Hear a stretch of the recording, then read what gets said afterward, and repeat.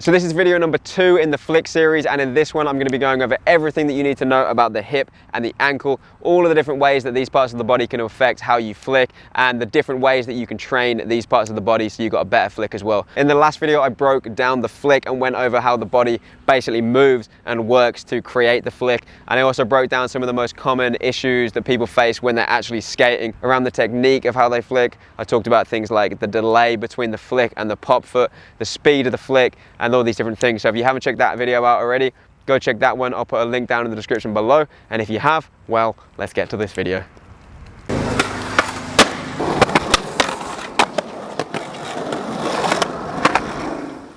Alright, so starting off with the hip and the pelvis, this is where the flick begins. This is where the flick is birthed, deep inside your hip canal before sending itself down the leg, releasing itself through the foot as ectoplasm all over the floor. So one thing I've noticed from slow-mo and clips of different pros and analysing their hips, it's a weird sentence, is that they mostly have a lot of mobility around the hips, a lot of internal rotation, external rotation, which opens them up to so many more movement options for the tricks that they're trying to do.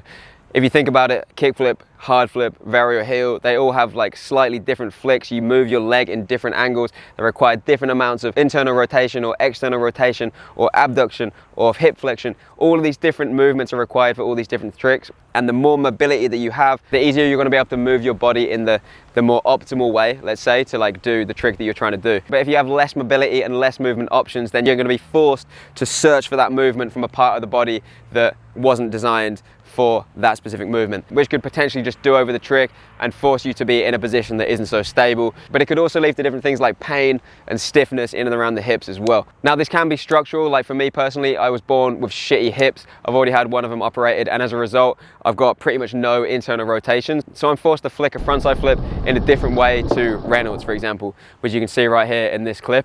Reynolds brings his knees way up, internally rotates, but I keep mine relatively low, and there's not a lot of internal rotation at all. So structure of, say, your hips is going to affect how you flick different tricks, but for most cases there is going to be something you can do to increase mobility. How much mobility do you need?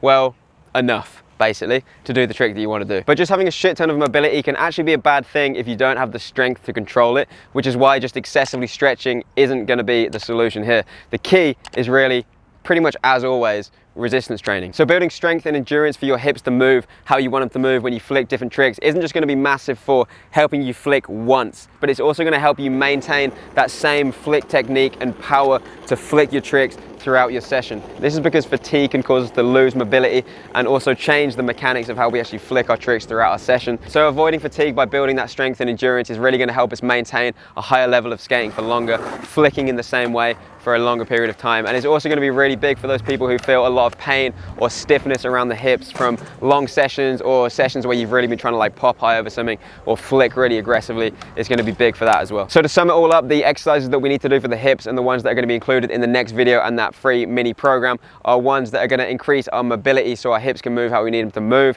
that are going to increase the strength, endurance and power of the hips and the muscles around the hips so we can flick for long periods of time and with speed and intent during our sessions as well. Salamander. Okay, so next up on the bodily platter, we're moving straight onto the foot and the ankle. Yeah, we're moving right past the knee because I don't think many flick related issues actually happen at the knee. So if we look at this right now, let's look at the flick foot, the ankle. What you can see right now is a really floppy ankle. Now you tell me, what position is that?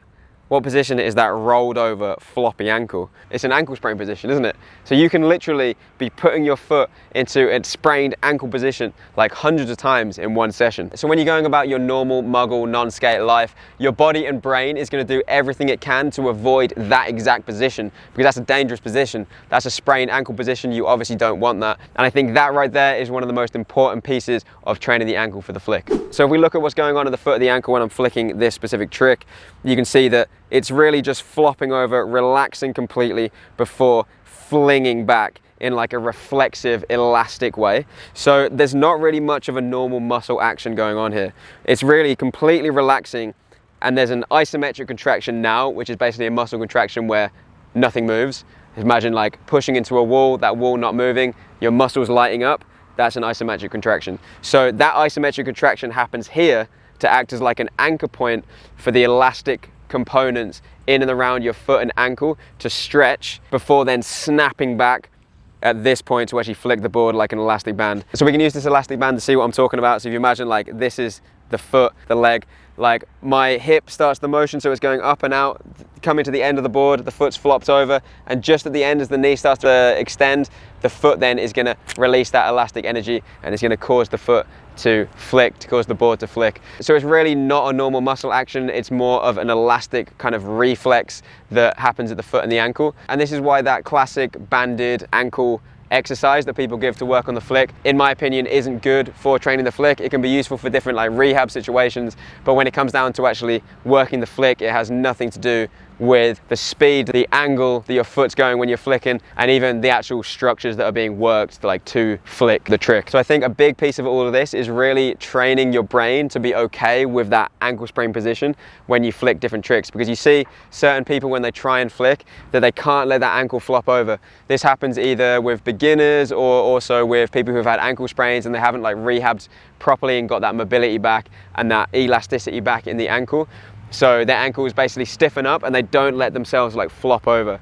So I think like a big part of this is training yourself to be okay with that ankle sprain position, to allow your foot to flop over and then flick back to actually do the trick that you're trying to do. Now I think for skaters who have been skating for a really long time and like flicking a load of different tricks for a really long time and on a regular basis, you probably aren't going to need to work on this specifically. Like I've never heard of anyone tell me that they've fatigued in the flick foot from just like flicking too much, for example. So I feel like skating alone is enough for most people to work the ankle. I think for these kind of people, if you're still struggling with flicking but you're feeling like you can flop your foot over fine, no worries, then it's going to be best to focus on like timing issues or hip related issues. The foot ankle work I feel is more specific for people who are both beginners, haven't rehabbed their sprain properly, but also people who are currently rehabbing their sprain, because the classic situation with ankle sprains is people often get back to like ollieing quick, but it takes a really long time to get used to flicking and kind of being able to withstand that high speed of flicking different tricks. So this is why for these people, I think the most important things to train are going to be getting that mobility back in the foot and the ankle, and also building strength, particularly in that end range position as well. So you're giving your brain that feedback. They're like, I've got the strength to go here. Building elasticity in the foot and the ankle as well, building your ability to tolerate those faster speeds of relaxing and flicking back, and then gradually exposing yourself to more skating and faster flick motions when you're actually skating. So I've gone over all the different things that we need to train for the hip, for the ankle, some of the bigger problems that I feel people face with actually flicking the board when they're on their board, and the next video is going to be giving you the exercises to actually work on all of these different things, both resistance training exercises for the ankle and for the hip, and also skate focused tasks that you can do to actually start improving how you flick when you're actually on your board. So all of that is coming in the next video, and also the free mini program that I've put together is going to be dropping in that next video as well. So subscribe for that, it's coming very soon, and there we go. See you later. Whew, it's a long one, that one, wasn't it? Fucking hell.